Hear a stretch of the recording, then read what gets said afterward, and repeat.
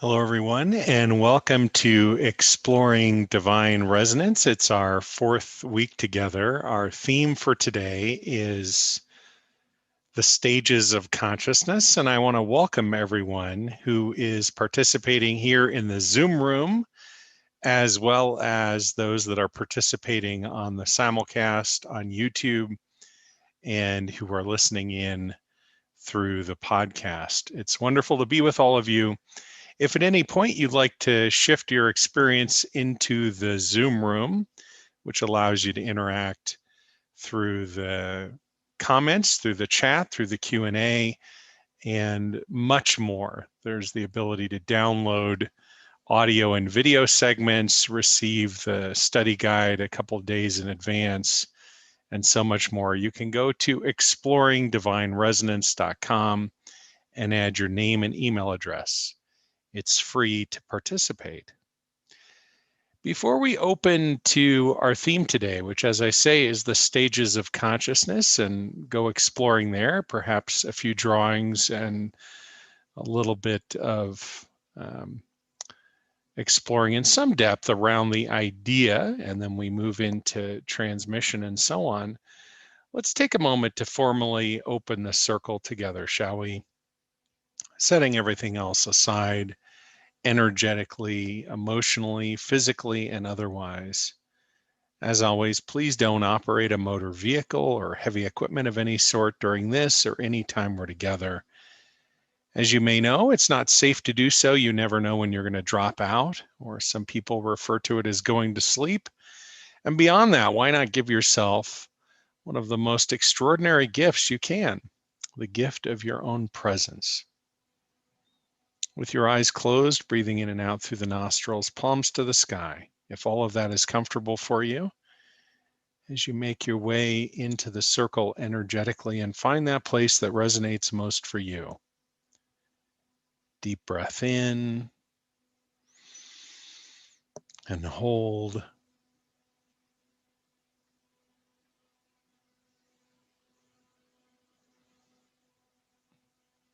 And as you begin releasing this breath now, letting go of everything that has come before in this day, all the way out to the count of 8. And if there have been some thoughts that have been dominating of late, I invite you to include those in the exhalation as you release and actually let them go as well.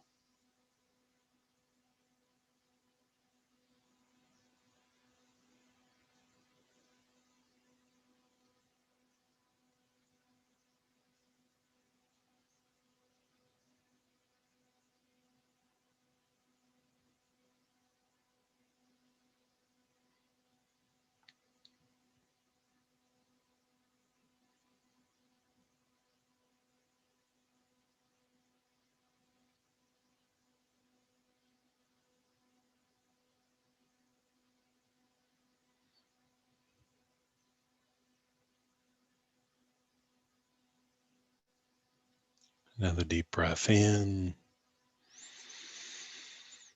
and hold.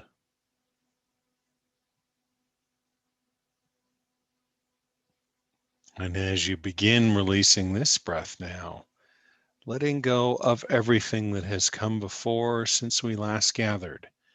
And if this is your first time in the circle, back to the beginning of the year, all the way out to the count of 8. And with this breath, as you release it, I invite you to let go not just of those thoughts that have been dominating lately, but also the emotions. Release them as you exhale, all the way out to the count of 8.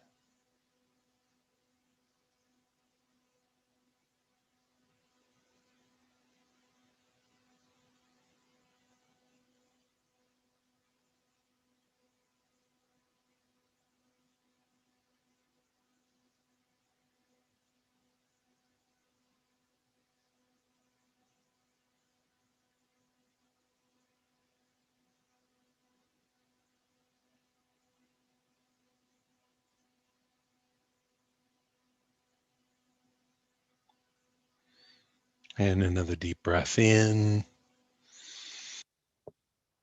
and hold.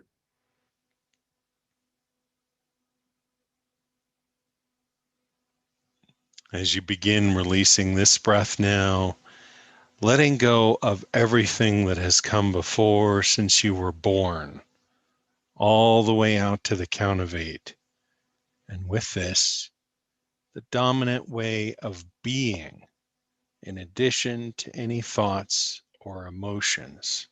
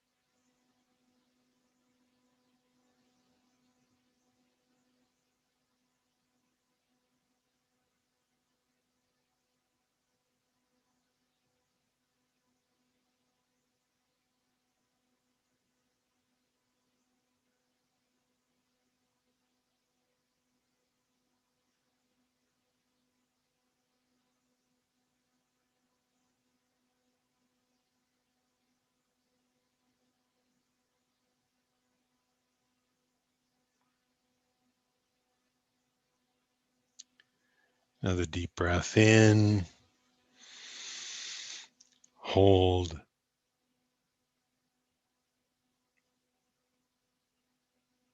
and as you begin releasing this breath now, letting go of everything that has come before since the inception of your soul, all the way out to the count of 8. Head, heart, hips, mystery.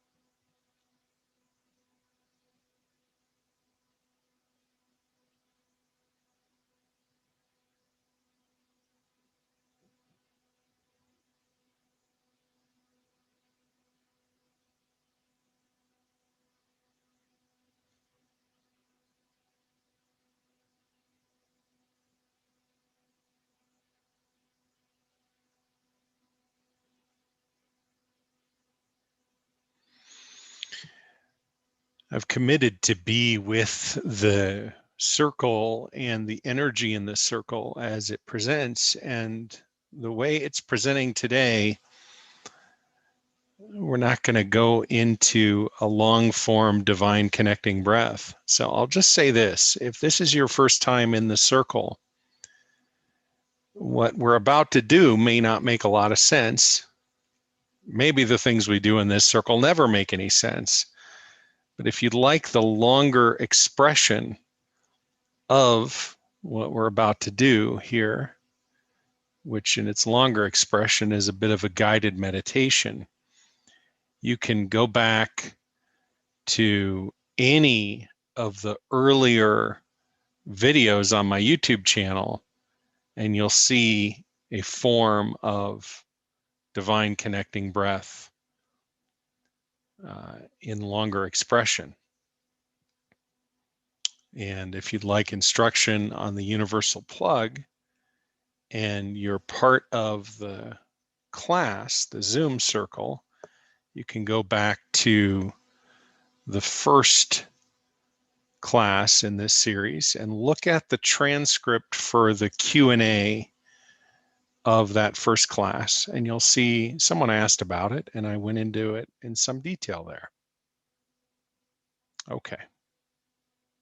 As for being with the circle,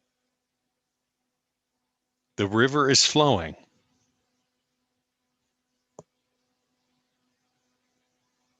Be the river.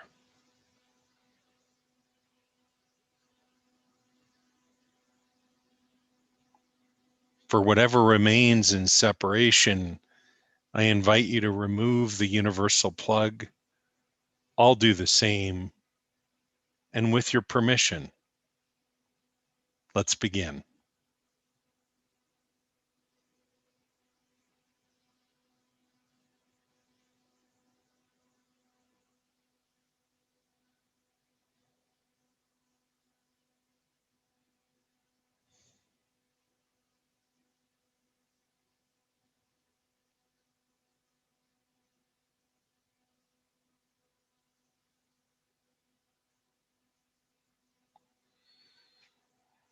If we've been together for a number of years, you might think back to the time you first heard me talking about the stages of consciousness. And if we've been together for a long time, I referred to them as stage 1, stage 2, stage 3, and wait for it, stage 4. And in those references were descriptions that were initially fairly abbreviated, and then as I explored them further, they got more in depth, and eventually came with them additional names. And then I did additional writing and worked on my first book, and more detail came out. And then I started teaching the stages of consciousness on YouTube about a year ago, maybe a little bit more. And all this wonderful feedback came boomeranging back into my lap. And I had this realization, the things that I feel so clear about, I am not communicating very clearly about. So I've been writing and exploring ever since. And at least to begin our conversation on the stages of consciousness today, I'd like to offer a simple overview, back to simplicity, with a couple of reminders. I offer these, as I offer everything, in support of your journey to deeper intimacy with the divine by whatever name.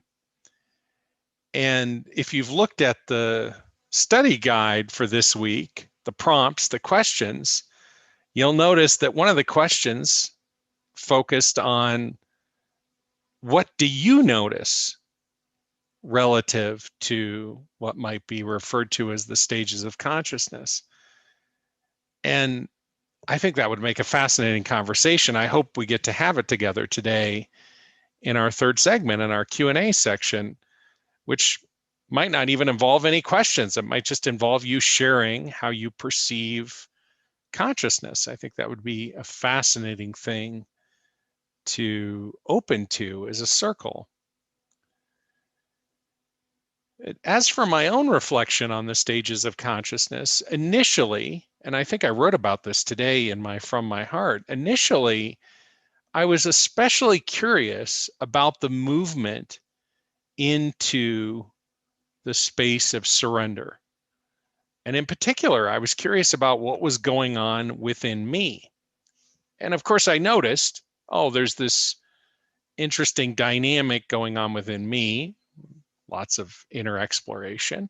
And then in the work that I was doing with groups and individuals at the time, and for really years prior to that point, more than 3 years prior to that point, I noticed similarities. Now, how we refer to these similarities or how I give voice to them may or may not resonate for you, but that isn't even the most important thing from my perspective.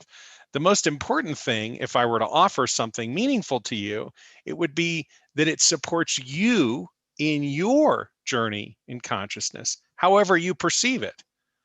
It's not important that you see it the way I see it, or that you see spirituality the way I see it, or that your experience of divinity is similar or in any way related to the way that I experience the divine. I don't think that's part of my mission, and it's certainly not my motivation for teaching and sharing all of it. is really in support of, at least in my language, from my perspective, your deeper, more intimate encounter with the divine and whatever unfolds as a result of that. So anyway, it's in that context that I offer the stages of consciousness. And I'll just footnote this because I'm not going to talk about it really much at all today. When I started really writing about the stages, I realized we're born into what we could call stage 0. And that's interesting because of the transition into 1. But I'm guessing that no one in the circle qualifies as someone who's in stage 0, which from my perspective would be somebody who's recently or just been born up to maybe somewhere in the single digits in terms of age as we count them in human beings. We probably don't have any 6 or 7 or 8 or 9-year-olds, or probably not even any 10-year-olds in the circle. And if there are, welcome. It's wonderful to have this opportunity to connect in this way. And you could ask questions if we want to go exploring about stage 0 more. But as for the stages themselves, I want to share my screen here for just a little bit and see if I can't draw a little bit of a picture and see what comes up, and also how this opens up our exploration, in particular, our exploration in silence. So I'm going to try to shift my mind here for just a minute and get tuned in. I think you've got the screen share going on here. I'm just going to assume it's working unless somebody waves their hands at me. And here we go. So you may have seen this on a YouTube video with me, but this is the stage 0 down here. And here is stage 1, or at least my representation of stage 1. And the description that I want to share of stage 1 is very simple. It's an experience in whatever way of disempowerment and unintegrated. Disempowered and unintegrated. And I see a hand up. Linda, I'll come to the hand up here in just a minute. It's interesting. I haven't done any kind of interactive stuff in the initial part of the session, but geez, why not? I'll come to you in just a minute here, and would love to hear what's coming up or what question you'd like to ask. And then we have stage 2, which we could call empowered and unintegrated.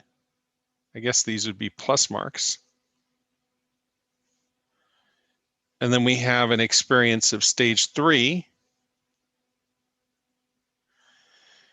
which we could call whole plus unintegrated. And then we have stage 4, which is union consciousness. But here's the other thing it's 1 and 2 and 3, but it's not unintegrated, it's integrated. So all of these earlier stages, I guess you could call them, although thinking of them as earlier is, I think, an invitation to struggle or do battle with them versus embrace them and welcome them. But in any case, here's 1, 2, 3, and then up here is 4. And there's a reason why I've drawn them in this way, which might be interesting to explore at a deeper level in our 3rd segment together today. But for now, I'll just say this. The movement into 1 happens in many, many different ways. And the movement from 1 to 2, which, by the way, maybe we all have experiences in 1 and in any given day, and maybe we all have experiences in 2 in any given day, and maybe we all have experiences of 3 and of 4 too. Of course, all of these descriptions unintegrated, this is all from the perspective of separation. And we could talk more about that if that's of interest to you. In any case, there's a transition point here, which this transition point, let's see if I can put this up in a way that makes it legible and also spell it correctly. I think I have. Responsibility is the key there. And and that's one of the reasons there's a sharp point here in the movement in 1. There's one way to move from 1 to 2, and it involves personal responsibility. And there's one way, to my perception, to move from 2 to 3, this transition point, and this is all about surrender. Okay, I'm going to stop. Actually, what I'll do is, Linda, if you want to just unmute yourself, if you have a question related to something that I'm working on here, and we can explore together, I'm happy to do that now. And if you want to wait until the 3rd segment in the formal Q&A, that's fine too. Is something coming up you want to address now? I only wanted to just maybe slightly explore the idea of the zero consciousness, because of my unique experience of never going into that place. Sure. So I wasn't sure where that would fit in your model, right? So I was conscious from the other side, and I maintained that all the way through. And then the only other thing I was going to say just about what you were just talking about is, what are your thoughts about responsibility? Can be a charged word for some people. Sure. And so I wonder what you think of using the word ownership as a alternative. Those were the 2 things. And thank you for allowing me to speak. Thank you. Yeah, of course, Linda.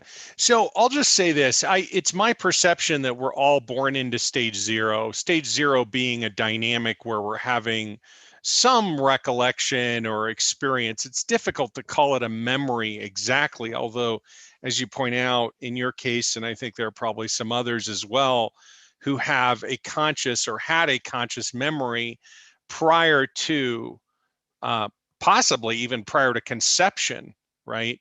So a conscious memory of the prior to conception, and then a conscious memory of conception and in utero, and then being born. And then perhaps, presumably, there are others for whom that's not something that was going on. That seems probably to be the more dominant dynamic. But in any case, 0, it seems to me, whether there's a conscious memory or not, is part of it, or is one aspect of, let me say this differently because I'm getting turned around here. Whether one has a conscious memory or not, we are all born, to my perception, into 0, meaning we're having some form of memory, although it might not be qualified as a conscious memory, of the innate connection and experience of that connection with the divine, by whatever name, not just internally within oneself, but in everyone and everything. And to my view, one of the ways that we can perceive that as adults without sort of any kind of special intuitive awareness or whatever is just to realize or recognize, if you've had a child or a grandchild or been around kids at all, they have these really extraordinary insights, and oftentimes have, air quotes, imaginary friends. And it would be my perception that those are artifacts of connections and relationships that are quite real and exist. And the veil of separation hasn't yet dropped. Whereas when there's a transition point here that I'm trying to illuminate again with my little scratch pad with the multiple arrows down here going into 1, which is illuminating that movement where the veil of separation begins to drop. So, and then to your second question, yeah, I suppose responsibility is a charged word. It's sort of difficult to come up with an entirely charge-free way of describing these things, or it has been for me. Some of you may recall I referred to stage 1 as victim consciousness, which was enormously illuminating for me. but boy, did that create a lot of issues for a lot of people. So, I let that one go. And, okay, ownership, responsibility, it these kinds of things are going to be triggering almost necessarily because of the movement from the disempowered dynamic into an empowered dynamic. And that's something we can explore in greater depth. I tend to think that a conversation about it is probably a lot more meaningful, at least in this part of our exploration together, than me, sort of going on about, and here are some of the characteristics and qualities associated to my perceptual view with stage 1 and stage 2, and here's the movement from 1 to 2. And I guess I would just ask that we hold those explorations, which I think are very important and even essential. I would love to have them, in other words, but let's hold them to the other side of the transmission, so that we're not getting too caught up in a thinking approach to this. If you recall, last week, I reflected in my email newsletter to the entire community about different forms of knowledge. And I think that's also an interesting thing to explore. By the way, if you're not receiving a newsletter from me, you can get one. It's easy. Just go to my website, kenwstone.com, and then there's a little, I think it's brown, there's a little button that sort of floats in the lower right-hand corner of the website. And if you just click on it, it pops open a thing where you put your name and email address in, and then you have to give me permission to email you because of GDPR regulations for folks in Europe. I don't, the community includes Europeans and people from all over the planet. So we just pay attention to the most restrictive of those rules, and then we all have to follow them. So make sure you check the box to give me permission to email, and then you'll start getting those emails. In any case, the point here is, whether we're talking about different forms of knowledge or different stages of consciousness, there's a very interesting dynamic that is unfolding that informs the way that we perceive ourself and others, the world at large, and so on. And I mean, that's interesting as it relates to how we interact with one another and what goes on in groups and what goes on the planet, all these types of things. But at least for today, if we can just consider, and I guess I just invite you to sit with yourself in this way, just to consider your own history, your own developmental, or maybe you think of it as an evolutionary process. And in whatever way you think about consciousness, I mean, bring your own perspective to all of this. And then I just want to offer one other thing here before we move into transmission together into kind of a deeper, more silent place of a deeper, more intimate encounter with the divine. There's a linkage, to my view, between soul embodiment and stages of consciousness. And of course, we were talking about soul embodiment last week, and we experienced that in transmission and so on. And so today, I just invite you to just be aware, if it shows up in your experience, of what is getting stirred up as you're going through that embodiment process. And almost the moment I say this, I'm aware there's all this stuff jumping forward in the circle for integration. And, we don't have to name it, we don't have to go into it. It's just a matter of feeling and so on. But to my view, the dominant perspective in one is a thinking perspective. Now, it's important to say this, for me to say this. That doesn't mean that all thinking is happening in stage 1 consciousness. It just means that in stage 1, thinking is the dominant energy up in the head. And in stage 2, to my view, it's a function of thinking and feeling, the head and the heart. And again, every time I mention this in a new circle, somebody gets excited about that or gets upset or is triggered or whatever. And I don't want to minimize that at all. It's just an interesting thing. If something gets stirred up within you, maybe there's an opportunity to just sit with it and feel it as we move into transmission. Doesn't mean that there's a bad thing going on, either with what I'm saying or with what's happening within you. It just may be stirring something up that gives you an opportunity to attend to it. And we can explore it with words. We can have a conversation about it in the third segment if it's still something that's foremost in your mind. And then, to my view, the hips are the dominant energy perspective in stage 3. And if you just think about the movement from the head, which thinking is very familiar, probably for most of us, if not all of us, and feeling is probably reasonably familiar and comfortable to most, if not all of us.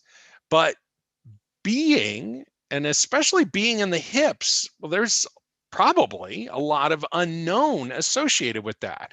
And so notice the parallel between the unknown of moving into stage 3 and that process of surrender, of letting go of control. And even that movement from an embodiment, from a soul embodiment perspective. All right. I've probably tripped way over the line of talking too much already. It's almost like 10 or 15 words would be too much about any topic that we could explore, because ultimately it's not our understanding. It's not my comprehension, my ability to convey it with words, nor your ability to understand or internalize what I'm saying. None of these things are primary when we sit together from my perspective. It's all about stepping into the unknown and the wonderful, if not slightly challenging, balance between the value of discussing what we step into in the unknown, and then to maybe feel a little more comfortable doing so, and then perhaps just as quickly letting go of that and really genuinely moving into the unknown. And so with that, let's take the next step in our time together today and move into transmission together.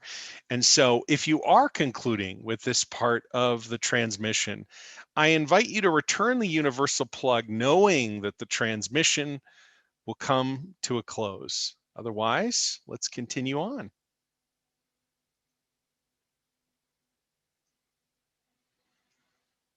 Opening into our second segment in this fourth class in exploring divine resonance, I'm affirming the plug has been pulled and we have begun. Let's just take a deep breath in to the count of 2. Hold to the count of 4.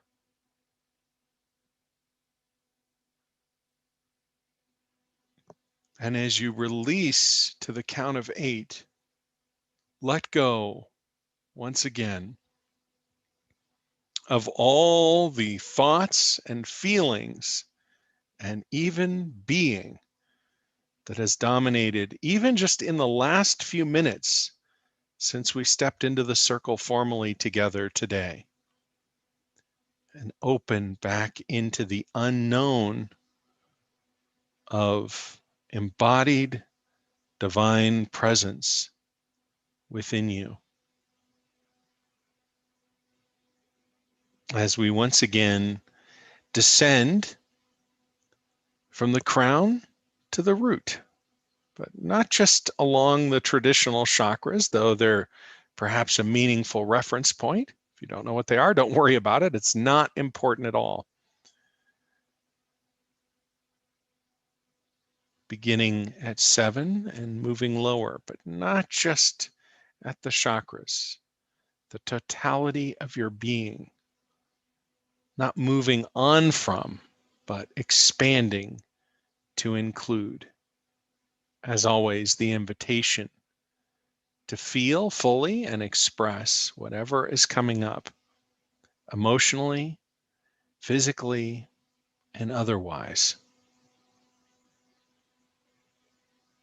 that it may be transmuted and a more complete experience and expression of the divine as you follow. But not because I said it, because you are.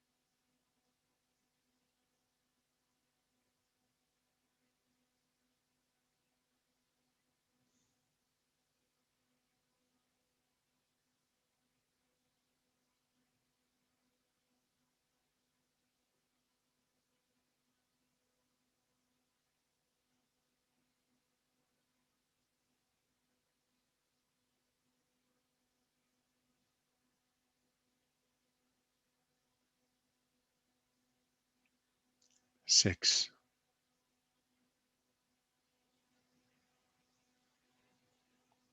As always, my voice may be disappearing into the background. And even if it's not,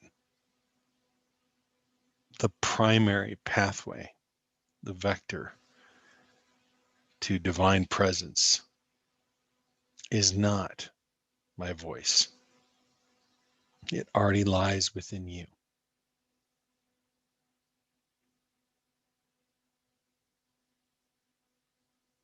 Be with your experience, whatever it is,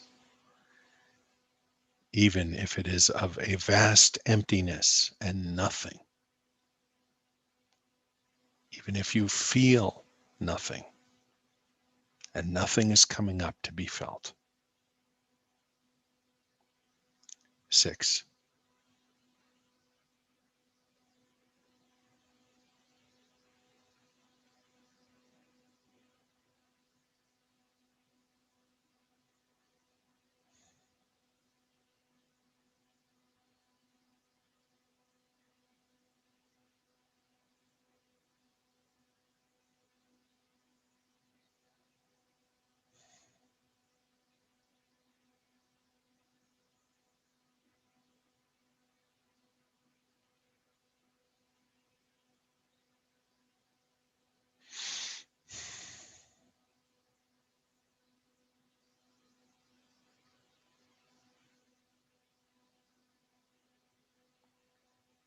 5.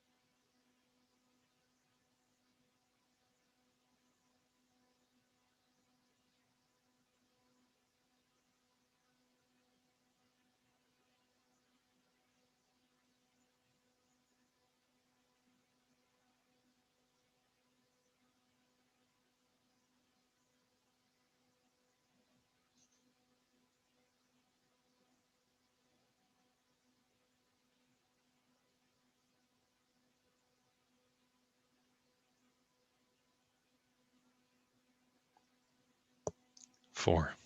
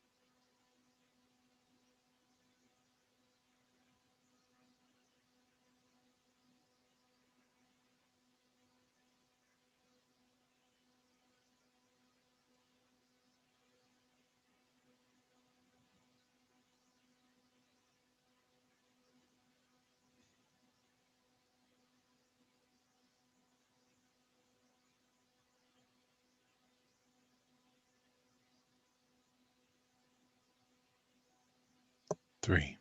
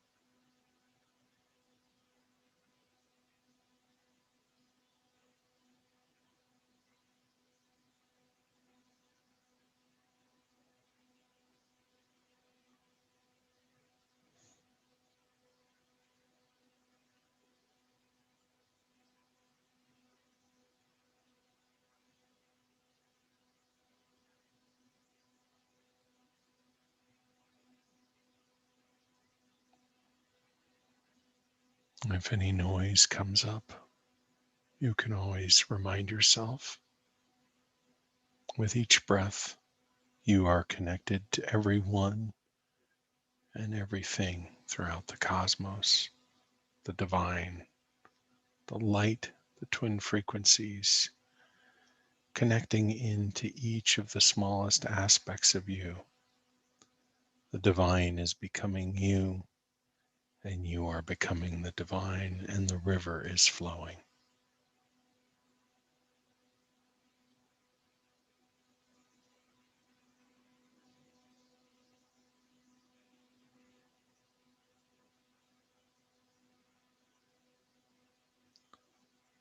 Two,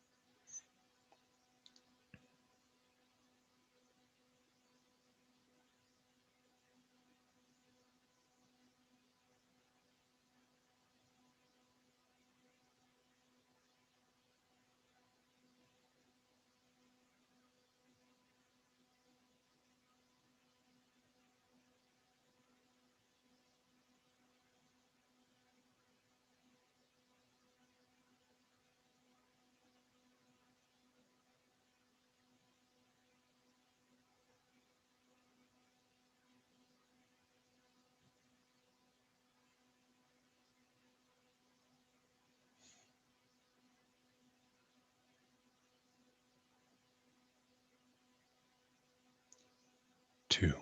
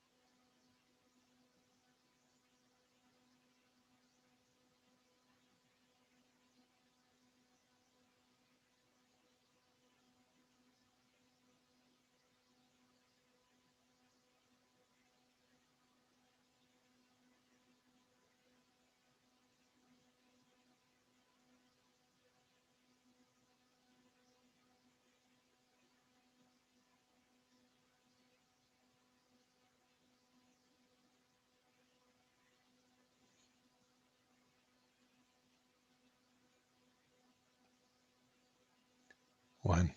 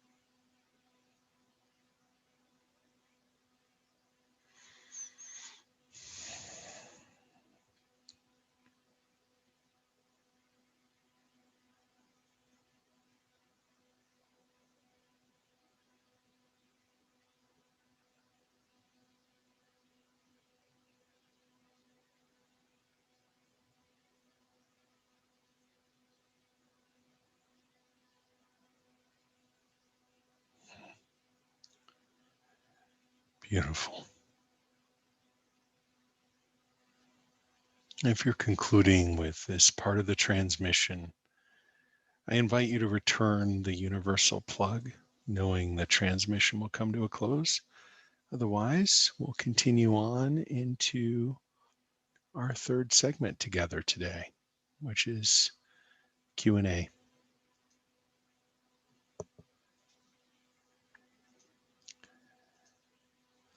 Just setting up the third segment of the recording here. I think it's going now.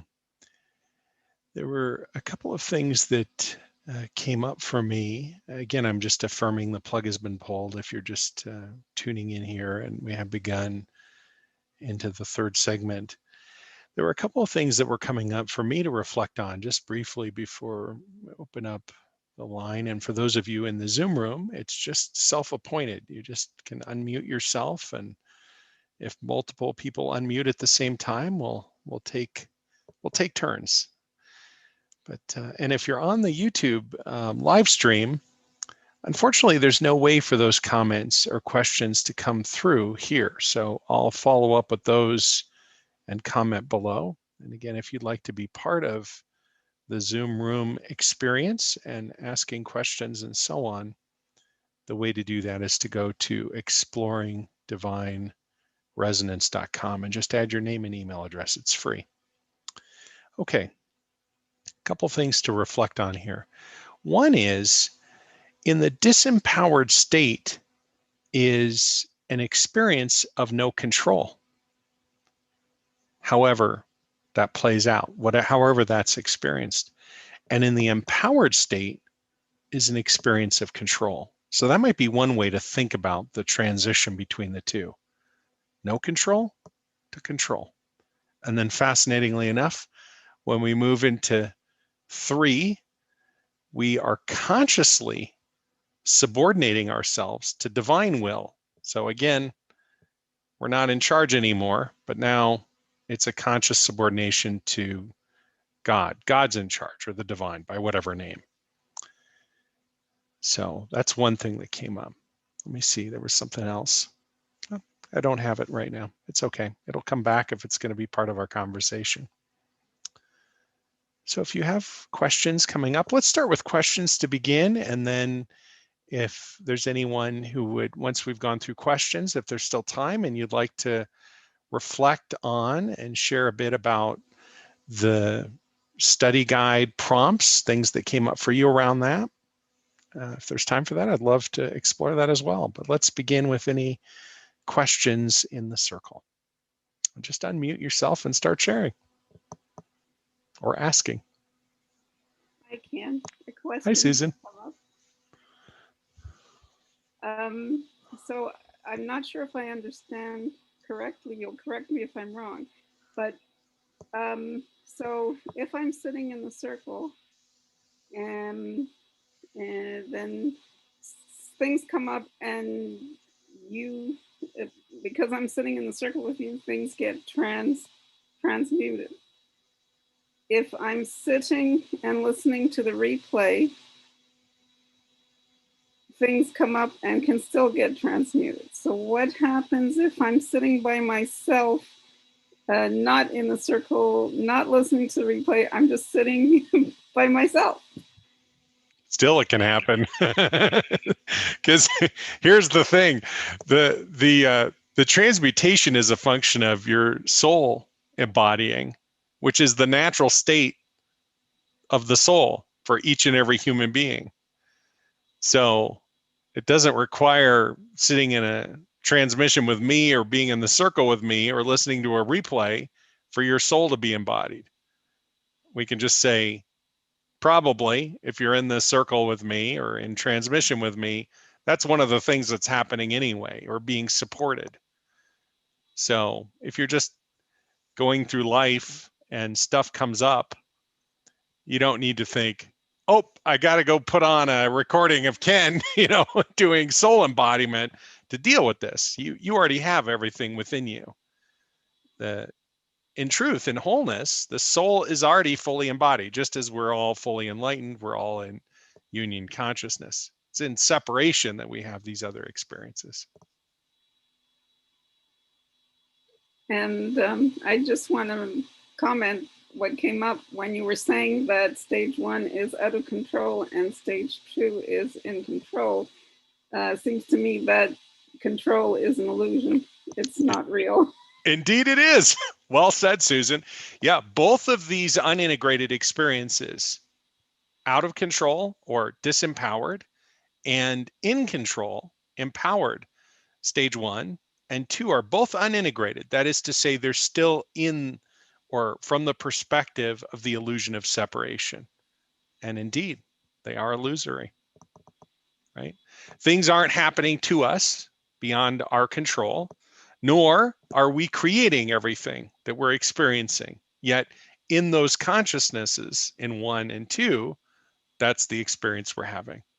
And if you tell somebody who thinks they're in charge of everything in their life and creating reality, their own reality, you're not really in charge, you might get an earful.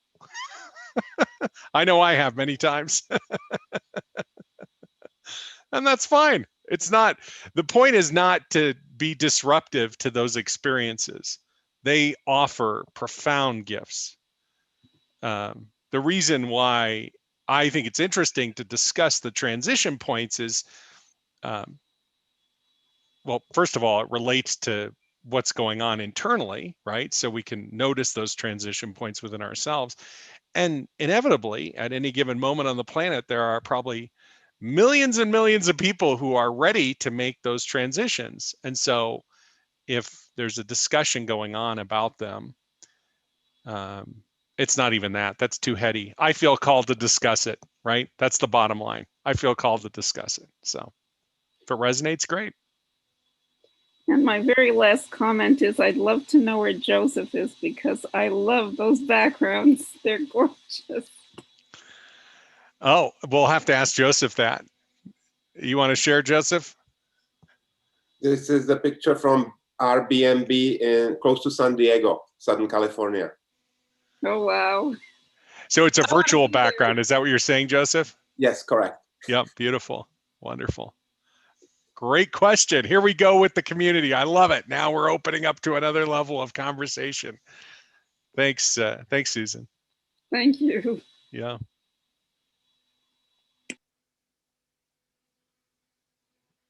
Who else has a question or something coming up to ask about? Yeah, help yourself. Go ahead and unmute. Hi. Did I unmute? Oops. Yeah, you're unmuted. I hear you. Okay, so so much of these new transitions have been happening, and before I came into your circle, this stage 3 of my own awareness of dropping what I would call like perhaps the mind construct of what I think I want, what I think I need, how I think I'd like to live, quote, the battle of why isn't that happening? It should be this way. And this opening into, okay, surrender and the feeling of the divine embodiment of, okay, it's sort of like the Jesus take the wheel. And somehow the idea of even trust dissolves because the personality is dissolving, and it's like knowing, not believing, but knowing that there is this divine template, that there is this placement that is that has designed, I'm going to say, okay, has designed this living in this freedom place and in this aligned, intuitive responding life. And at the same time, I question, am I just surrendering one construct for another? Sure, sure. It's a great, and are you interested in some reflection on that, or did you just want to give voice to that? Yes, because my whole physical life has literally collapsed over the last 6 months, where I'm virtually pretty much homeless, and no, the financial income, all of it, where I can't reconstruct it, and a part of me doesn't even want to reconstruct it, and yet I'm still in a body, So, and I'm still surrendering to this part of me that's going to miraculously show up and move me to my next step. So yes. So, and were you able to read my comments today and from my heart? Did you read that email? Yes. Did you? Okay. So I have been slow about posting these online in my blog, but I mean, just generally for the circle and beyond on YouTube and the podcast and so on, I'll do a better job, and these things will be posted on a more consistent basis, so they'll be widely accessible and easy to reference. But just for now, Angelica, as we're talking, you have that reference point. So one of the things that I would say is that, first of all, I just want to recognize and acknowledge what you're talking about is, I referred to it last week as embodied knowledge. To me, it's that third level of knowledge. It's not logical thinking. It's not thinking that results from a conversation. It's the direct experience of something, right? And we could, I mean, there are lots of examples of this that are outside the context of spirituality that we can all think of, where we thought we understood something, then we talked to other people and had a discussion or did experiments, and then we had new knowledge, and then boom, we had a direct experience. Oh my gosh, totally different. One of the things that is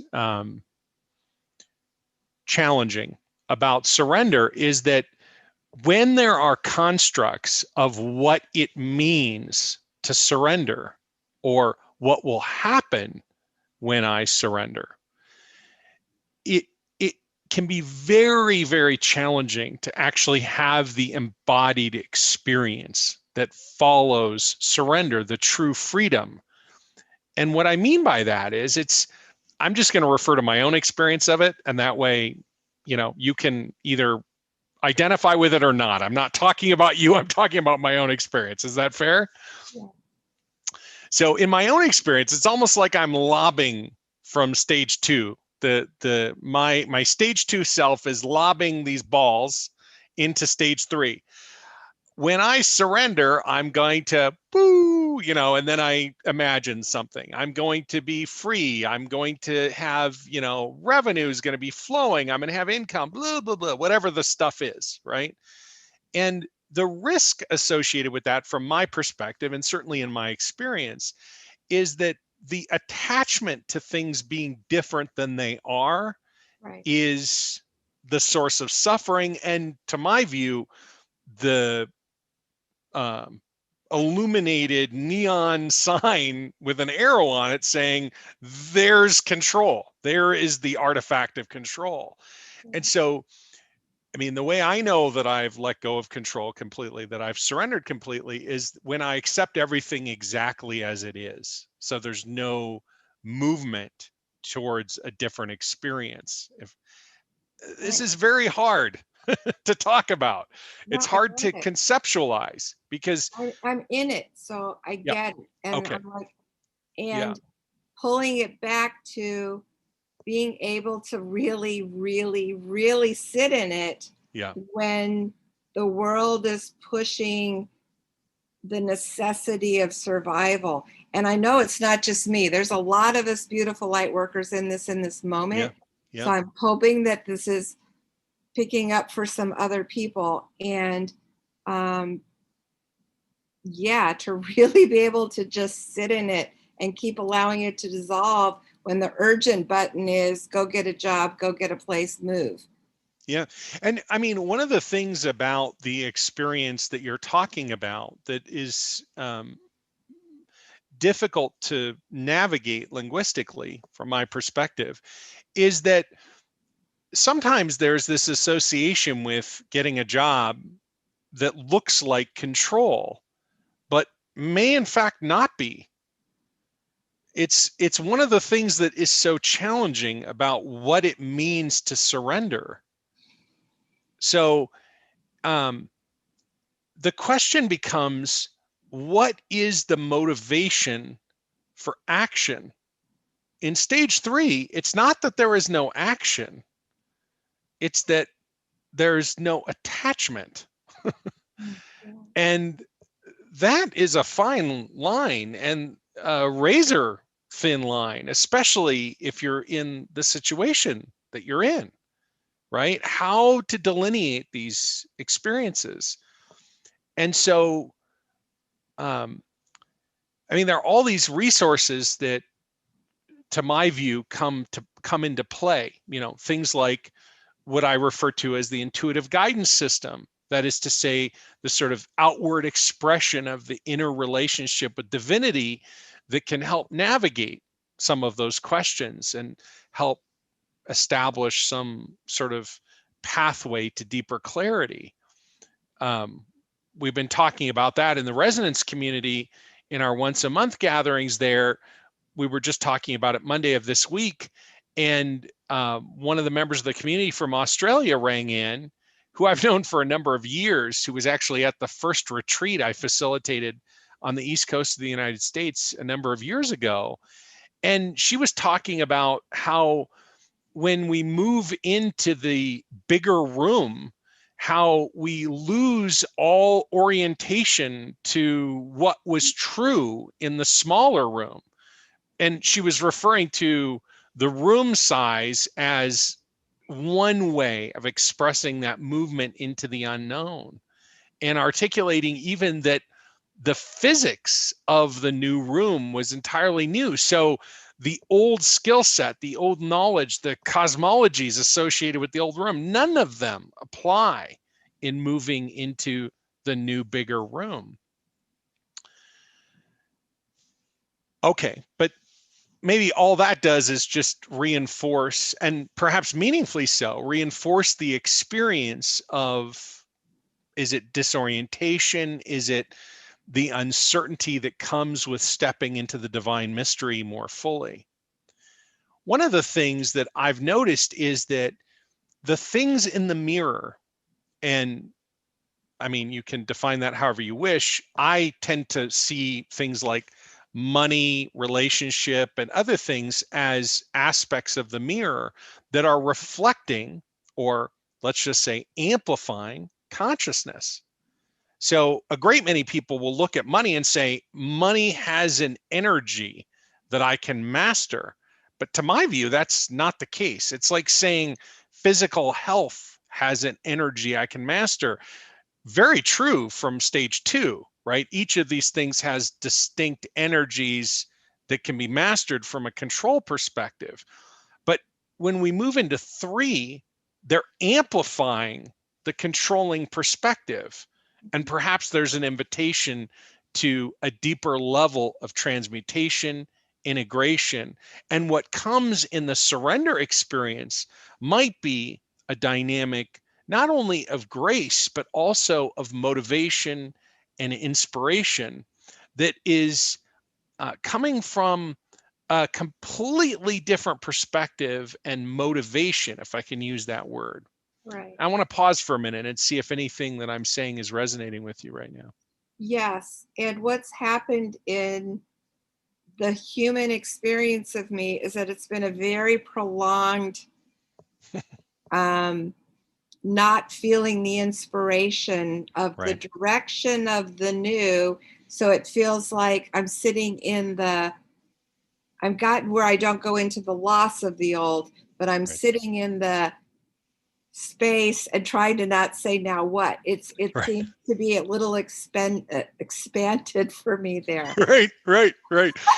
So I just want to, again, by way of acknowledgement, I think one of the things that happens when we sit in circle together is that we begin to recognize our own experiences and others' experiences.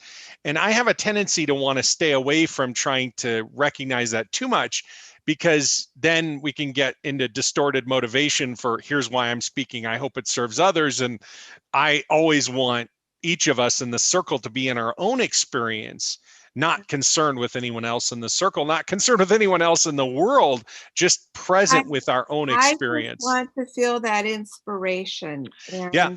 So I feel like, again, it's just like more surrender to the unknown of, I just don't even know. Right.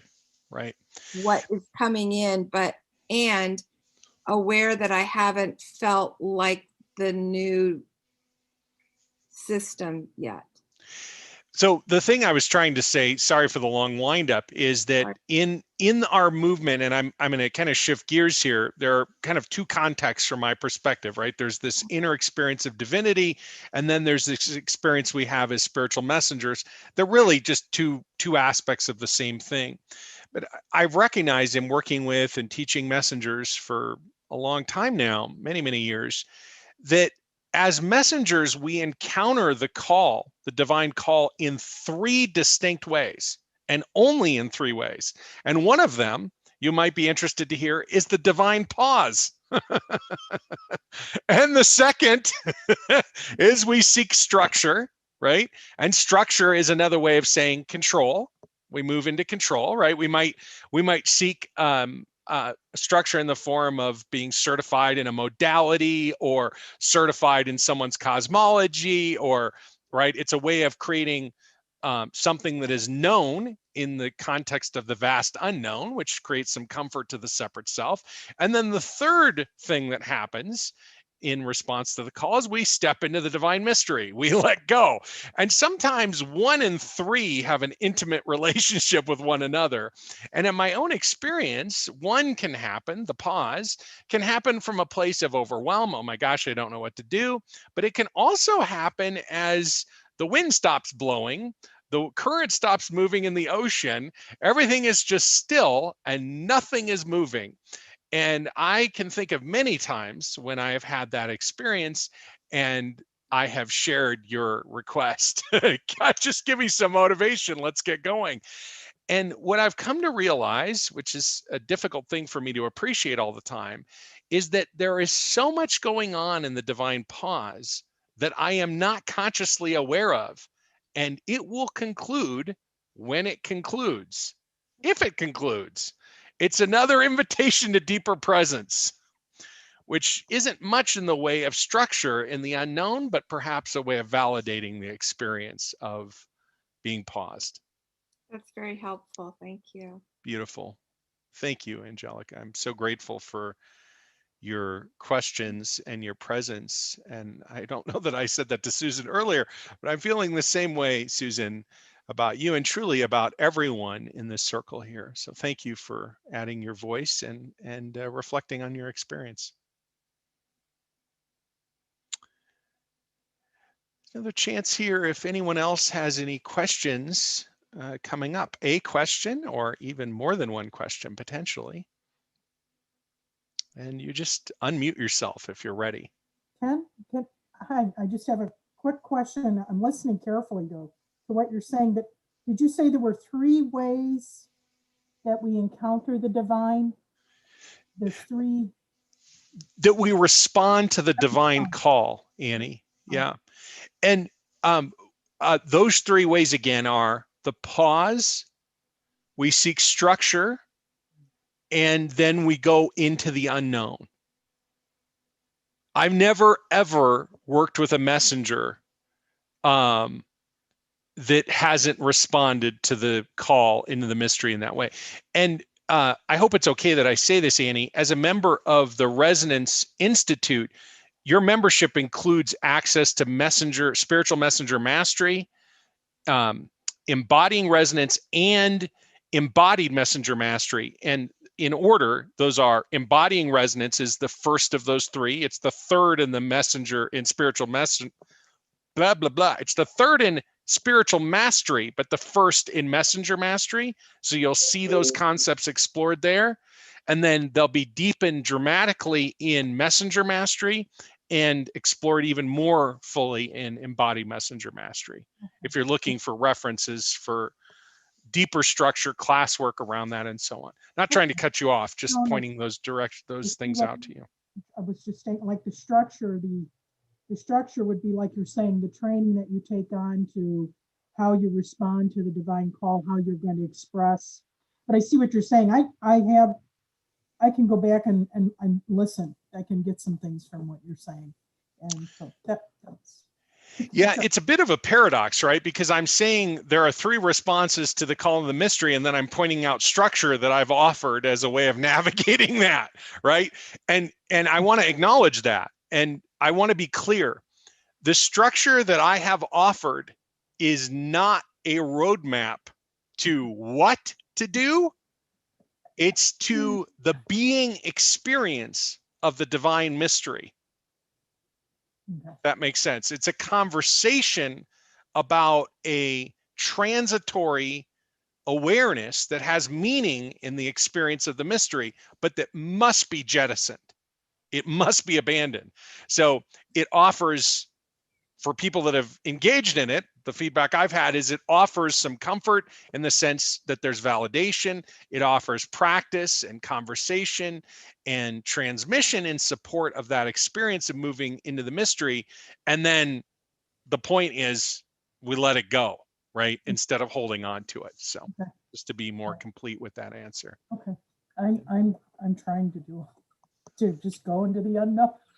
Beautiful. You know what? We all are. And what a fascinating and challenging, agitating, inspiring, and lots of other ways of describing experience it is. Yeah, thank you for your question and your presence, Annie. Anything else coming up by way of questions before we move into, if anyone wants to share reflections from the study guide? I mean, it's like there's an endless array of conversations that we can have here, and I'm just trying to offer a little bit of structure so that we have a way for anyone that has a question to ask it before we launch into maybe something that has less structure, but it's all good. So any other questions coming up? I relate to Angelica. I'm having a hard time because of just the whole concept of surrendering. Yeah. And that surrender for me means surrendering beliefs. Yeah. And it's almost like I'm asking for something in the divine, I'm visualizing something and trying to project that out to the divine and say, okay, this is what I would like in my life. But I realize now, with what we're talking about, that I may not actually be projecting what I want. I may be also projecting with that these limiting beliefs that I have.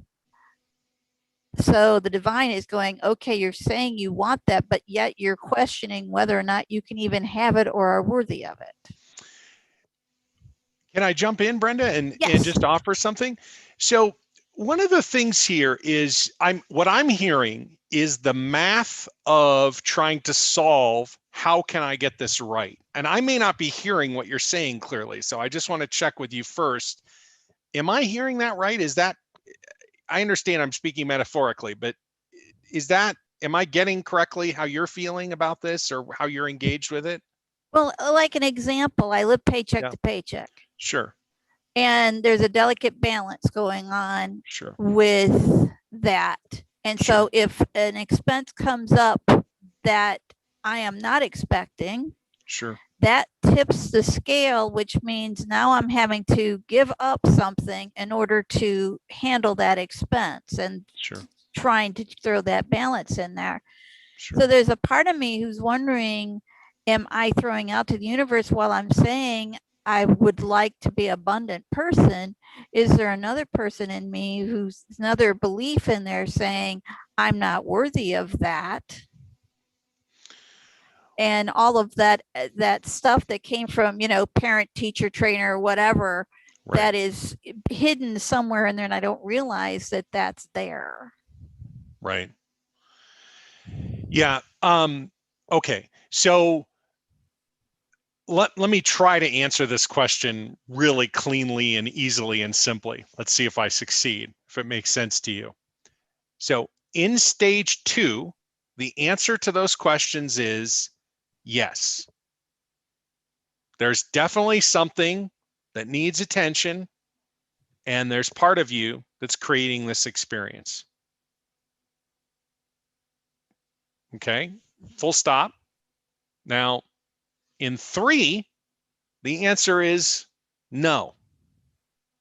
There's nothing in you that's creating this experience except your desire to control. The fact that you think you have to tell God what you need is the problem. The divine does not need to be told anything. The stage 2 perspective, and this may sound slightly or substantially heretical, but still I offer it. The stage 2 perspective is God is my servant. The stage 3 perspective is I am God's servant. I subordinate myself to the divine. In other words, the expression that wants to come through me is greater than anything I can imagine. And so my attempts to control or direct it simply limit its full expression. But stage 2, God's my servant. So if I'm getting the instructions wrong, no wonder I'm having this experience. And the reason why I'm delineating these answers in this way is that the consciousness that I'm in, or you're in, Brenda, or any of us is in, we can pretend we're not in it, right? We can say all day long, no, I'm in a surrendered state. But if secretly inside we're in a controlling dynamic, then we need to embrace that. We need to be who we really are. We have to be the authentic expression of who we are. Just because stage 2 leads to stage 3 through surrender doesn't mean that surrender is necessarily the next step. You know, if there's still a way to get this ironed out so that you can have what you want and your separate self can make that happen, well, by gosh, you're going to have to pursue that fully until you get to the limit of that. And the fact that I'm telling you at some point you will reach that limit doesn't matter. Mm-hmm. It's irrelevant. It's like saying, you know, at some point, if you run enough miles, your shoes will wear out. That's true, but they're not worn out yet. You see what I'm saying? Yes. Beautiful. But more to the point, is this helpful in terms of your thinking or approach to the question or the challenge you're facing right now? It really has helped me understand the stage 2, stage 3 much better. Beautiful. So I definitely now have a much better grasp of the difference of that, and understanding that it's more me thinking that I have, like, there's a step by step instruction to this, and trying to stay present and be in gratitude, and realizing stage 3 is saying, no, there is no step by step. It's just allowing it to be. Yes. And if I can jump in, am I breaking your flow if I say something here? No, not at all. So the reason I'm giggling is that the movement into 3, at least for me, was about smashing my head against the glass ceiling and having a substantial bit of, damage there. I mean, it hurt. It was not fun. It was, I can fix this. I can do it. I can. It's me. And then just banging in over and over again. And if you saw my note this morning, or for me, morning and mountain time, my experience of that, the way I addressed it was to begin visualizing what I was afraid of, which would be anathema to stage 2, but I didn't know what else to do. I knew that I needed to surrender, but my separate self had a death grip on control. So I did the only thing I could. I just started visualizing, okay, what are you most afraid of here? What is control trying to avoid? And then, went down that path. And I guess the point is, if you're not there yet, then you can't pretend to be there, right? You have to fully play out whatever is available to your separate self. Many people in stage 2 literally manifest everything they want, which may come as a great frustration to people in stage 2 who can't manifest anything they want. But here's the fascinating thing: whether you can have everything you want or you get nothing that you want, either way, you end up in exactly the same place. precisely the same place, which sounds ridiculous if you're thinking, geez, I'm about to be homeless. If only I could have a little bit of money, everything would be fixed. Don't tell me, Ken, about somebody who's got more money than they know what to do with feeling the way I feel. That's insulting. In truth, though, that is ultimately the glass ceiling of two. It leads to precisely the same place. I either can have everything I want, or I can have some or nothing of what I want. Whatever it is, I'm not getting what I need. Who has what I need? There's the opening into three. God by whatever name. Well, why isn't God giving me what I need? Oh, because I'm the one who's trying to mold and create and direct. But what I really need is something beyond me. I need something I can't give myself. This is all from my perspective about me. I think it's universal, but it doesn't matter if I share it because we all have to figure it out for ourselves. And maybe it's not universal. For me, the point was I'm looking for an experience of unconditional love, and I can only have that with God, and only once I surrender. More help, or are we off in No, the weeds, that Brenda? makes total sense to me, because I am a healer. I don't question what comes through me. I just allow it to come through me. I don't question it. I let it go where it's supposed to go. Yep. And I'm just a conduit between.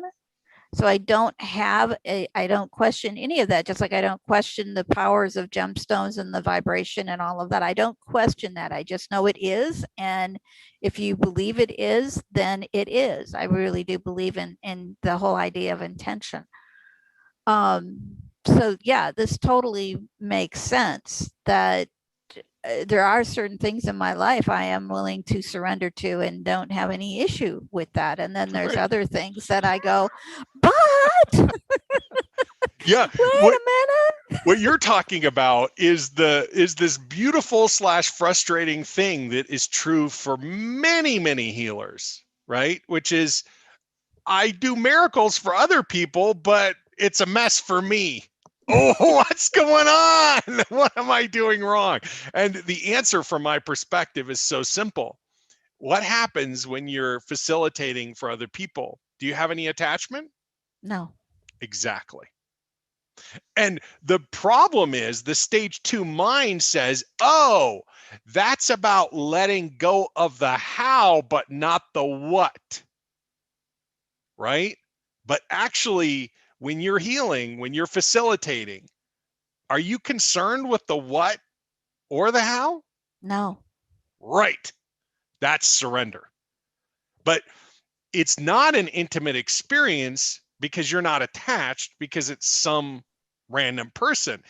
Or if it's not, maybe you have some struggles, like it's someone you love, a family member who's not well, and you want to heal them. Not as easy, right? Much more difficult, maybe impossible, because they're attachments. And where do we have the most attachments?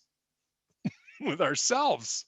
Yeah, and that makes total sense, because yes, as a healer, you're because you're attached to them, then you start questioning whether or not you're doing anything for them. And if you don't do anything for them, are they going to look at you and just say, that didn't work, that I'm not any better? And yeah, so exactly. Then you get all of that judgment crap gets in there. Exactly. And I mean, listen, just to play on the bleeding edge here, since we're dancing around it with multiple people today, I also want to challenge this idea of intention. It's beautiful to believe in intention, but notice the limit of intention. This makes Lynn McTaggart very uncomfortable, by the way. I interviewed her and tried to talk to her about it, and she did not like where the conversation went. You can listen to our conversation. It's not like it's a hidden conversation. She didn't like it at all. She didn't want to talk about it, wasn't willing to go there. But I talked to Joe Vitale about this, and he was 100% on board with this. It totally shocked me. He basically taught back the 4 stages of consciousness. And I swear to God, I've never had a conversation with him before I had this conversation with him. So 2 people who appear to occupy the same kind of intellectual, spiritual space, 2 totally different perspectives. I want to challenge the limit of intention, because intention is coming from a place of attachment, isn't it? Yeah, I yes. want this. Depending on how you're going about intention, yes. How could you go about intention where you're not attached? I'm one of those who I put it out into the universe, but then I let the universe do whatever it's supposed to do. I don't have a set Beautiful. I don't have a set outcome I'm looking at. I just say, this is what I would like, but I'm grateful for whatever you're willing to offer. Beautiful. So that is an intention that is fully surrendered. And for most people, that no longer qualifies it as an intention. But here's the deal. The fact that it does for you, hallelujah, and I'm 100% with you. Not that I need to be, or that the fact that I am means anything. I'm just telling you, when it is fully surrendered, it's different, right? Yeah. It's a paper airplane. It's not a rocket. It's a different dynamic. The question really would be, with an intention, something like, if I'm aware of divine intention and the way I perceive it is the pure expression of your will, may that experience unfold in my life and in the lives of those with whom I journey. That's how I would language it. That for me is a very, very powerful intention, also known as opening to God's will, to divine presence fully. And they can be aligned, as I shared in my thing earlier. I think they are accidentally aligned all the time. Or maybe it's not accidental at all. Maybe it's precisely how the system is developed. And it's all just divine beauty in motion. In any case, I'm doing too much talking, Brenda. I'm going to be quiet and see what else is coming up for you. I mean, although this makes perfect sense to me, because I've always had this belief that we get signs from the universe, and that sometimes they start off as a grain of sand, and if you're not paying attention, it starts becoming a pebble, and then it becomes a marble, and then it becomes a boulder, and then finally it becomes the cement brick that says you now have to pay attention. And that kind of, for me, is that pause that you're talking about. It stops your life and you have to totally redirection now because you weren't paying attention. And so I really do feel that there are things that happen in our lives that will happen if we're not totally surrendering and paying attention. Instead, we're in denial and still trying to control everything. Yep. And fascinatingly enough, right, in stage 4, and this is why 2 and 4 are such lookalikes, we have an experience that's integrated. It's empowered and integrated. Very difficult to communicate about, though. It ends up sounding noisy unless it's coming from a totally embodied perspective.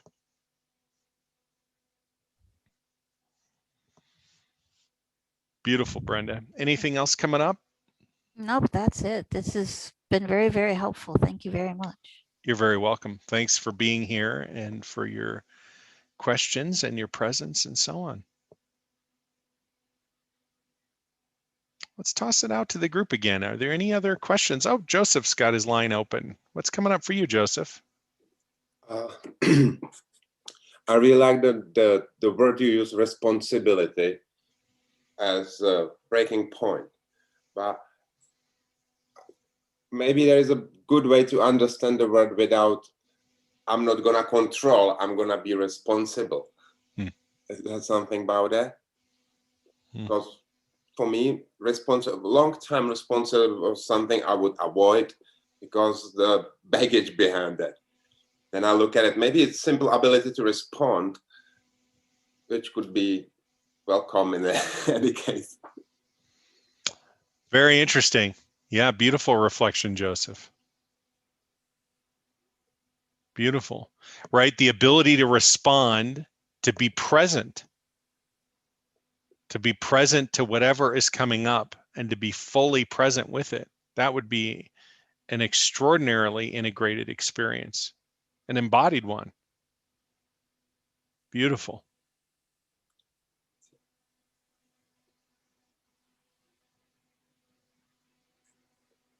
Anything else coming up around this that you want to explore, or anything else?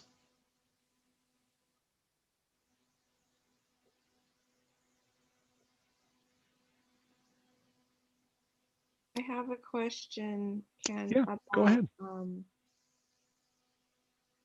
personality. Yeah. It appears to me that the 3 and in the 4 space, is that really the embodiment actually is the divine self messenger, just like we are in session with another person, it's flowing through us constantly. And there is no self that's necessary to even live through the daily routine. Is your question, is there no self in a fully integrated experience? That sounds good.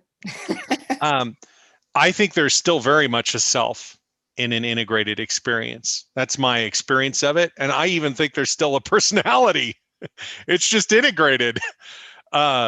So, my separate self likes to get kind of wound up about the idea that when I integrate, the parts of my personality that I don't particularly like are going to disappear.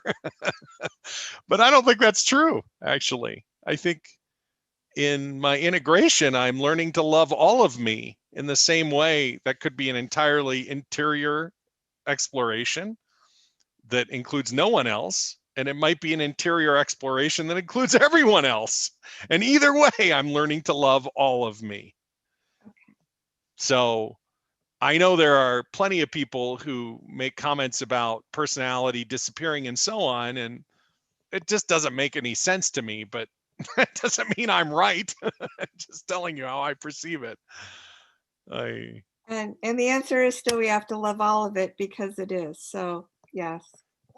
Yeah, and it's not, I mean, I'll just tell you, in my experience, the movement into 3, the first time I really had an embodied experience of 3 after surrender or during surrender on the 30th of June of 2011, I had an experience of unconditional love that wasn't have to, it was. It was profound. I'd never had it before. I was giggling and crying at the same time. And I was thinking, oh my gosh, it was not, there was no have to, there was no in spite of, it wasn't an obligation. It just was flooding through every part of me. It was incredible. It was both of me and for me, but it was the divine, if you understand. Yeah, I'm getting thumbs up from you for those that aren't seeing. Yeah. Any other questions coming up? I know we've spent more time than I've set out. I guess we've done that every week. I really wanted to prioritize questions first. I just want to see if there are any other questions that are coming up. Ken, I just wanted to make an observation. Your email you sent out this morning, which delved into this, segued into this really nicely. That part you spoke about really spoke to me. An email where you said, where we want to heal ourselves to get where we need to be, or we want to get where we want to be. And then you said, what's next? Mantras, affirmations, clearing the blocks. It was like, yeah, that's a lot of work we try to go through just to get something that might, befall us if we didn't try so hard to get somewhere we think we need to be. I've realized that myself in this last several months. The surrender thing I've been being taught, I guess you could say, because a lot of things have happened that I've had to wait on. And like you, I like kind of, or like you alluded in your email, I'm kind of like to control things, like to have that micromanaging kind of thing going on. Right. And now I can't do that. I have to wait a long time sometimes for these things to work out. And so that's sort of forced me to surrender. And it's going back and forth because you try to get to that state where you surrender, you realize everything's happening for you, not to you. But then something happens, you get something, and it's like you go back. It's like, okay, how much longer do I have to? I've surrendered. Why am I still here? Right. Bounce back and forth. And so, but every day you just have to kind of, I guess I'm learning to shift my perspective on things that, for instance, I mean, this is on a personal note, but my dryer went out months ago. It stopped heating. And because of lack of money and other things, I've had to wait. It's been 4 months. But yet the perspective is the dryer still works. I have to tumble dry everything, which, you know, can take 4 or 5 hours a load, but I still, even though it's a major inconvenience, it still works. I'm still able to, you know, so you kind of have to surrender to, I guess in that situation, maybe it's an off one, but you surrender to what is, and then now the solution, finally this weekend, it looks like I'll finally get it fixed, you know, so. Awesome. Yeah, so I just wanted to make that kind of observation on. It's a great observation, Brian. Thank you for sharing it. And I just want to add, if anyone who's participating at whatever level of the circle you're in, if you're thinking, well, that sounds really neat, I need to go straight for that, and why am I holding on to control so much? I just want to offer the counterbalance, at least within me, which is I arrive at the experience that you're giving voice to, Brian, generally by holding on to lots of control and learning experientially that control has a limit. And that's why I have made reference to suffering not just being instructive, but essential in our development as human beings. And that also rubs a lot of people the wrong way, but I think it's true. I think the way we learn is that we suffer. And the best example that I can give is that nobody ever chose to suffer, right? We all think we're not suffering by exerting control, but we generally do. And we do it until we're ready to let go of control. And this doesn't dismiss or minimize anything you've shared. Simply for those that are wondering, well, how do I drop control? We all drop it when we're good and ready and not a moment before. And that's kind of as it needs to be for lots of different reasons.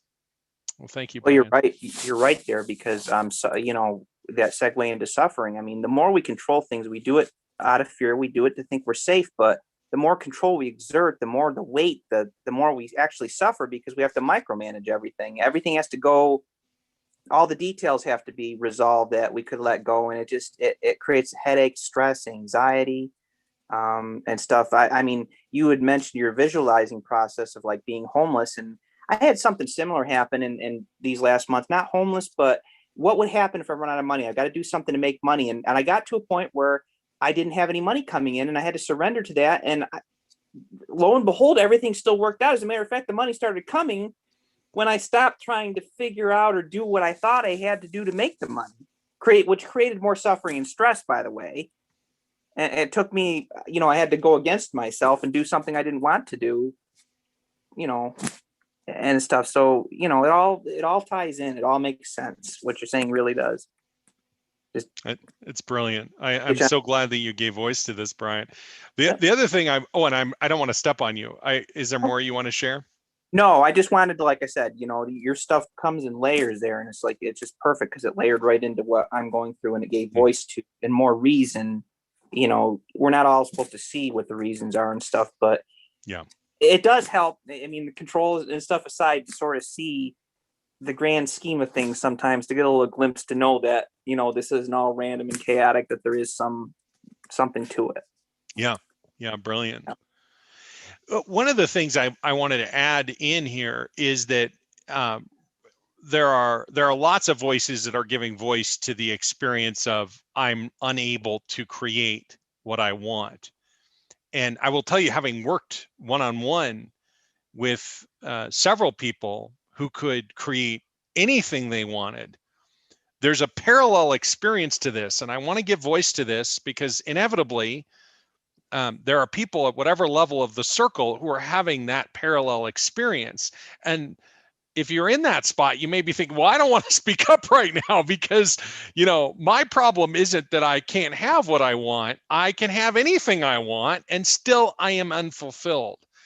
And so I want to add that perspective. I'm not a master manifester, but they exist. And I have witnessed and worked with a couple, one over the course of a number of years. And so I got to understand that experience at a very deep level with an incredible amount of intimacy in that space. That is to say, it wasn't just an idea. I was on the interior of what was unfolding, for this individual, was able to experience that because of the frequency of session work and the length of time we were together. And what's fascinating and so instructive for me personally, and I offer it, perhaps it provides the same for some. The parallel experience is, I've created all of this out of control. And so what's the fear? What's the persistent need for control? If I surrender, this will all go away. And if you're having an experience of, I got nothing, I need something, again, you might be thinking, yeah, whatever. But the point is, control, successful or unsuccessful, all leads to the glass ceiling of stage 2. Namely, we are incapable, our separate selves are incapable of solving the unsolvable pain of separation in separation. And once we surrender, that aspect of separation is gone, provided we continue to surrender. So I could say more about it if it's interesting, but maybe we don't have to talk more about it. And I appreciate your patience with me sharing that, Brian. Is there more coming up for you? Just one thing there. I don't want to tie it for time too much, but you're right. I mean, I've met people like that too, that they get everything they want and they're still kind of, because I guess it's the one thing caveat to the law of attraction they don't really tell you about. Most of what we create is from the level of the ego, what we think we want. And then when we get it, it's not really what we want. It's like there's a deeper need, like a need behind a need that we keep trying to fill with surface stuff. So yeah, that makes sense. It really does. That is precisely why I refer to things in the mirror, money and all these other things. These are consciousness amplifiers. The need behind the need that you're articulating, that is what we are trying to solve through the acquisition, the experiential acquisition, or the thing, the material acquisition. And only once we acquire those things, and if they're acquired in separation, do we discover it was a fool's errand. It doesn't solve anything. It amplifies, which leads a great many people to say, money is evil and blah, blah, blah. No, money is God. Money is love. The same as health is God. The same as health is love. It's just all the same. It's all the same. In separation, we think it's this or this or this. Anyway, I'm jumping on what you're saying here. Makes perfect. Thank you, Ken. Yep. Thank you, Brian. Thank you.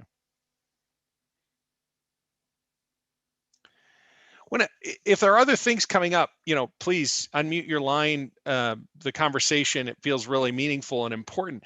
One of the things that's showing up in my awareness is that as the conversation gets deeper and deeper, I think there are going to be additional questions that come up, and our time might become really focused on exploring questions. And there might be people who are thinking, well, this is great, but I really want to share about my experience.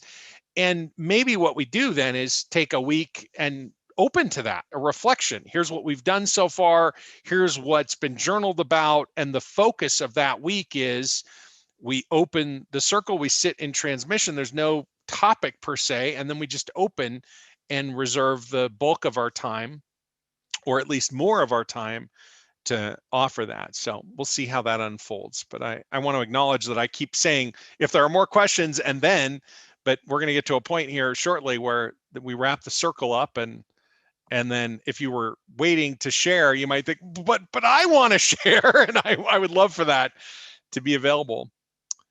I don't see anyone unmuting. Maybe this is a good chance for me just to offer this. There are other ways too to share at a deeper level.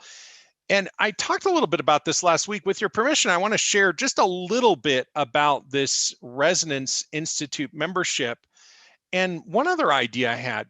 So one of the things that was true about the way that I organized or understood my calling for many, many years was, first of all, okay, God's calling me to this and I'm just going to show up. And initially it was just hands and feet buzzing and stuff happened. right? And I didn't have any words. And then eventually, as I reflected in my email earlier today, I started seeing structure and so on and taught it. And I actually taught it through a series of classes, one focused on spiritual mastery. The first iteration was called Introduction to Spiritual Mastery, and then Foundations of Spiritual Mastery. And then the next iteration was Spiritual Messenger Mastery 1, 2, and 3. Some in this circle were actually in those circles. And then I shifted language a little bit and taught Introduction to Spiritual Mastery as igniting resonance, fueling the path of spiritual mastery. And I taught Foundations of Spiritual Mastery as amplifying resonance, the 6 practices of spiritual mastery, and then embodying resonance as the bridge between spiritual mastery and spiritual messenger mastery, and then spiritual messenger mastery, and then embodied messenger mastery, which was, I didn't see initially, but became something that became clear. The point about all of this is that these programs have been and are available. You can just buy a program on its own if you feel called to engage and study that program. Igniting Resonance is available as a self-study. You could just buy it, you pay once, and then it's available forever. You have it in your library and so on. And that's how I've run my business for, the last 10 years.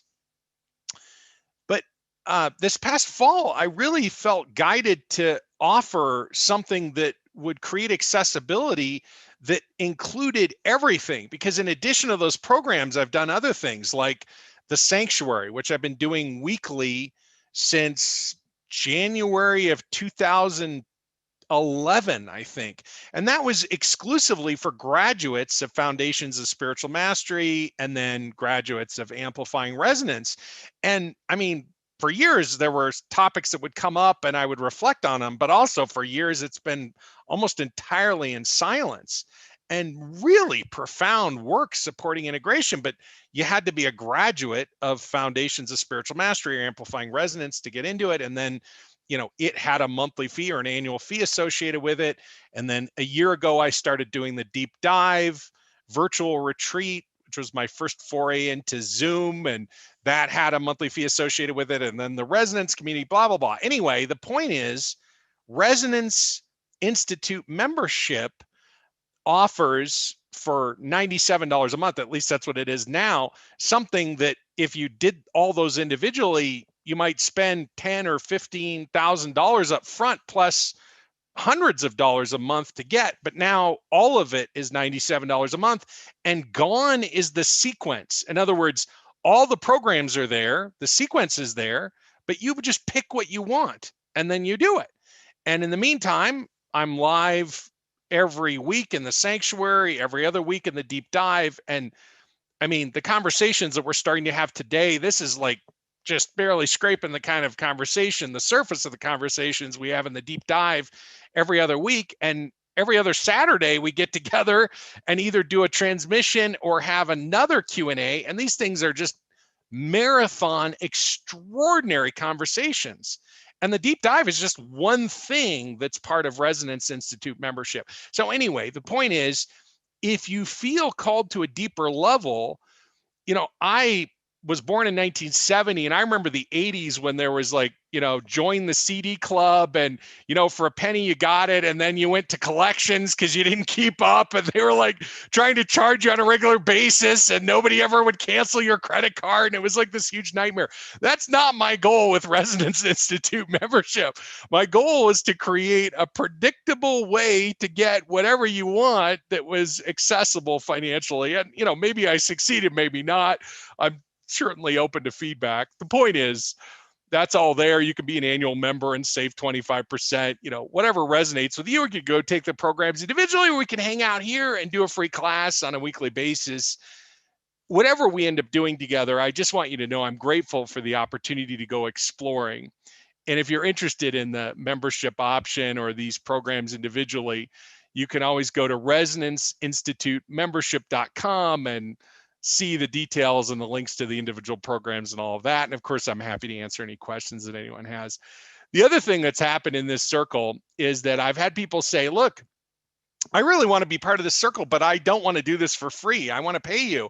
How can I make a donation to you? And so I, long ago was told, create a donate button on your website. And I don't know what's going on. I'm working on so much web stuff. It's not there yet. But if you feel inspired to make a donation and you just don't want to be part of a structured way of doing that, you can always send something through PayPal. And my PayPal is ken@kenwstone.com. And I'm not saying this to try to guilt you into anything or to create a transactional dynamic. I just want to answer the question, how could I go deeper, and what are some ways to interact together that might resonate? And if you have any questions about that or anything else we've been talking about or anything else, we have a few more minutes before I'd like to wrap up for today, and I'm happy to respond to any questions, or if there are reflections that are showing up, happy to respond to those as well, or just witness those and be with you in whatever's coming up for you.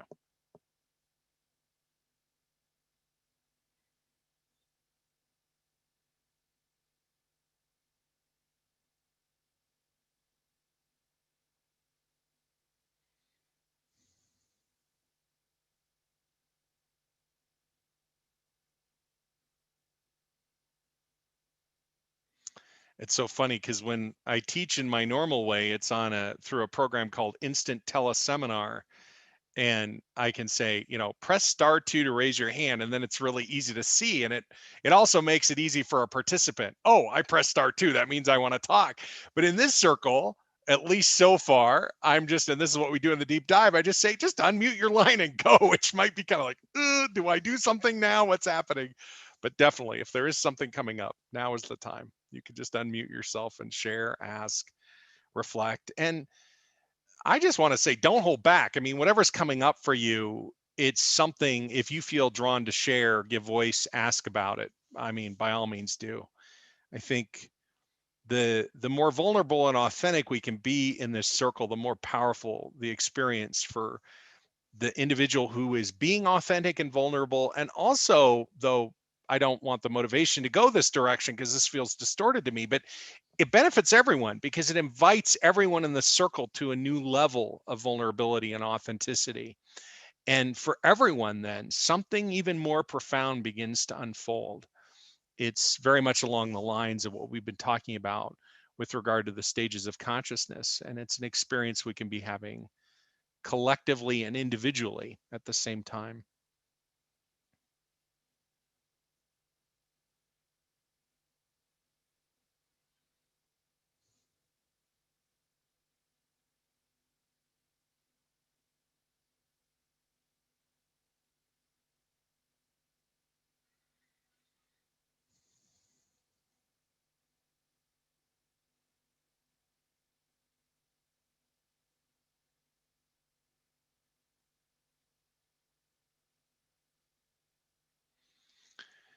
These stages of consciousness are a fascinating thing to consider, to reflect on. For me, at least, they've been incredibly instructive in recognizing those aspects that are showing up to integrate.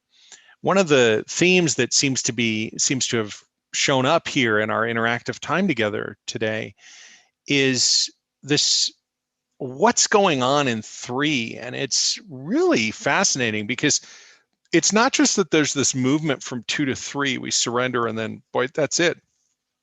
Yeah, we surrender and then we keep surrendering. We've talked about that. Then what's happening in 3 is that we're integrating all the stuff that's unintegrated from 1 and 2. So you might be going along having this profoundly blissed out experience of divine flow, divine resonance, of just profound insight. And then that gets smashed up right next to some dynamic of radical disempowerment from an unintegrated perspective. And they're not just like adjacent, they're smashed up next to each other. And that can feel like, cosmic whiplash. And it happens at an even more substantial level, I want to say, or at least that's how it can feel as we move in and sort of respond to that call that I think is true for all of us on the planet. As spiritual messengers, God's call in our life, the divine sort of urge or impetus moving through us. And so if you're in that space where you're, sort of having the whiplash experience, from my perspective, it's not because you've done something wrong or that you're messing anything up. It's evidence, if anything, of what is integrating and what is opening up to express more fully through you and as you, which in my language would be your whole self. And the contrast between that and what is as yet unintegrated grows. And as it does, it illuminates what is showing up to integrate on whatever level. It can't hide. And we can ignore it, and then it just builds and comes more in our faces and becomes more pronounced, or we can attend to it. And one of the most powerful ways to attend to it that I know of is just to sink in and embody. I'm so grateful for the chance to connect and explore in this way with you today. It's so beautiful to share this time together. I didn't envision that this would be a 2-hour, consistently a 2-hour program. But I mean, look, if I look back over the years, they kind of all turn into 2-hour programs. So I shouldn't be that surprised by it. In any case, it's so powerful and profound. I don't think because of anything I've said, but because of all of you. So thank you for being here, for your reflections, your questions, the conversation that's unfolded. Before we close formally, I just want to take a moment and invite you to begin returning that universal plug. I'll do the same as I begin bringing this transmission to a close. And with the plug all the way in the transmission to a close now, I'm looking forward to the next opportunity we get to sit together and explore and resonate in whatever way, whether it's part of this circle or any of the others that are ongoing. Thanks for making yourself part of this experience in this circle and for including the community and me in your life. It's such an honor to walk with you in this way. Until we're together again very soon. Thank you, Ken. Oh, thanks, Judy. It's so wonderful to hear your voice. Hi to everybody from Iowa. Hi from Iowa.